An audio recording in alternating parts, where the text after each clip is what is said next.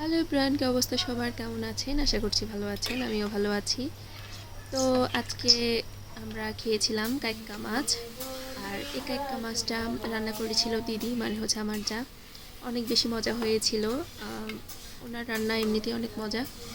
আর অনেক দিন পর খাওয়াতে হচ্ছে এই মাছ অনেক বেশি খেতে মজা লেগেছিল। আর এই মাছটা হচ্ছে আমার হাজব্যান্ডের অনেক নাকি প্রিয় মাছ। এটা আমি জানতাম না, আমি এটা কালকে জেনেছিলাম।